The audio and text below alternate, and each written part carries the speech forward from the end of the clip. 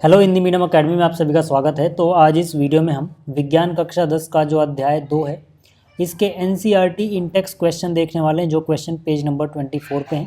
चलिए शुरुआत करते हैं। क्वेश्चन नंबर 1 जो है इस पेज पे, उसमें बोला गया पीतल एवं तांबे के बर्तनों में दही एवं खट्टे पदार्थ क्यों नहीं रखने चाहिए। तो देखो, जो पीतल है ये एक मिश्र धातु है और जो तांबा है वो एक धातु है।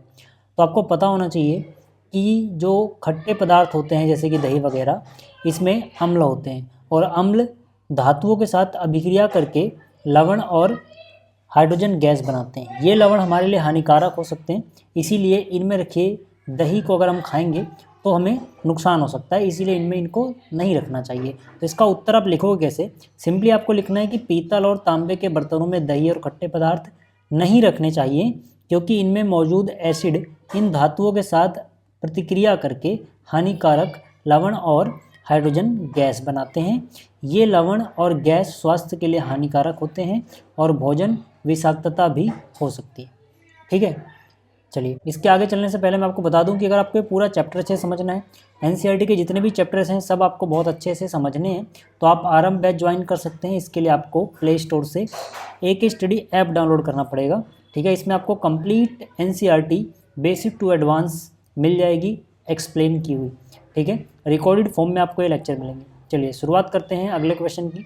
जो अगला क्वेश्चन है इसमें पूछा गया है धातु के साथ अम्ल की अभिक्रिया होने पर सामान्यतः कौन सी गैस निकलती है, एक उदाहरण के द्वारा समझाइए और इस गैस की उपस्थिति की जांच आप कैसे करोगे। तो आपको पता होना चाहिए कि धातु और अम्ल की अभिक्रिया होने पर हाइड्रोजन गैस निकलती है। इस गैस की उपस्थिति की जांच करने के लिए आप क्या करो, गैस के पास जलती हुई मोमबत्ती या तीली लेकर आओ। अगर ये फट फट की आवाज़ यानी पॉप साउंड की साथ ये जलती है तो समझ जाना कि ये हाइड्रोजन गैस है। ठीक, अगला जो क्वेश्चन है इसमें पूछा गया कि कोई धातु यौगिक है ए जो कि तनु हाइड्रोक्लोरिक अम्ल के साथ अभिक्रिया करता है तो बुदबुदाहट उत्पन्न होती है। इससे उत्पन्न गैस जलती मोमबत्ती को बुझा देती है। यदि उत्पन्न यौगिकों में से एक कैल्शियम क्लोराइड है तो इस अभिक्रिया के लिए संतुलित रासायनिक समीकरण लिखना है हमें। ठीक है, तो आपको पता होना चाहिए पहली बात कि धातु के कार्बोनेट हो या फिर धातु के हाइड्रोजन कार्बोनेट हो, ये अगर किसी अम्ल के साथ अभिक्रिया करेंगे तो सॉल्ट यानी कि लवण बनेगा और कार्बन डाइऑक्साइड गैस बनेगी और जल बनता है। अब क्योंकि देखो ये जो गैस है मोमबत्ती को बुझा देती है, तो आपको पता होना चाहिए कि कार्बन डाइऑक्साइड आग को बुझाने का काम करती है।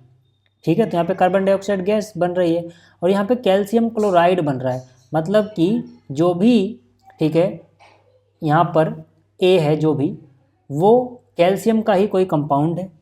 ठीक है, और हमें पता है कि धातु का कार्बोनेट जैसे कि कैल्शियम कार्बोनेट या फिर कैल्शियम हाइड्रोजन कार्बोनेट होगा तो अम्ल के साथ अभिक्रिया करके ये चीज़ें बनाएगा। ठीक है, तो जो ए है वो मेनली क्या हो सकता है, कैल्शियम कार्बोनेट हो सकता है या फिर कैल्शियम हाइड्रोजन कार्बोनेट भी हो सकता है। फिलहाल मैंने यहाँ पे लिखा है कैल्शियम कार्बोनेट, आपको कोई एक उत्तर देना है।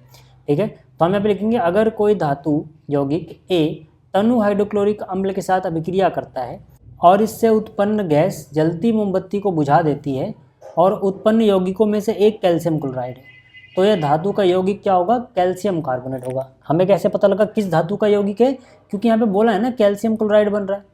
तो जब जो ये सॉल्ट बन रहा है इसमें कैल्शियम आ रहा है, मतलब जो धातु रही होगी वो कैल्शियम रही होगी, तो कैल्शियम का कार्बोनेट यानी कि CaCO3 रहा होगा। ठीक है, तो जो ए है वो क्या है, मेनली कैल्शियम कार्बोनेट। ठीक है, हालांकि ये कैल्शियम हाइड्रोजन कार्बोनेट भी हो सकता है, याद रखना। ठीक है, बट अभी मैं कोई एक उत्तर यहाँ पे लिख रहा हूँ। ठीक है, तो इस अभिक्रिया के लिए जो संतुलित रासायनिक समीकरण है वो है कैल्शियम कार्बोनेट अगर HCl के साथ रिएक्ट करेगा तो कैल्शियम क्लोराइड CaCl2, ये 2 नीचे की तरफ है। ठीक है, CaCl2 और कार्बन डाइऑक्साइड ये 2 इस तरह से याद रखना, और H2O ये 2 इस तरह से। ठीक है, वो टाइपिंग मिस्टेक है, तो इस तरह से ये चीज़ें होंगी। ठीक है, और बैलेंसिंग के लिए यहाँ पर आपको 2 लगाना पड़ेगा। ठीक है, तो ये क्वेश्चन थे पेज नंबर 24 के। बाकी क्वेश्चन हम अगले वीडियो में देखेंगे। तो इस वीडियो में इतना ही। इस वीडियो को देखने के लिए धन्यवाद।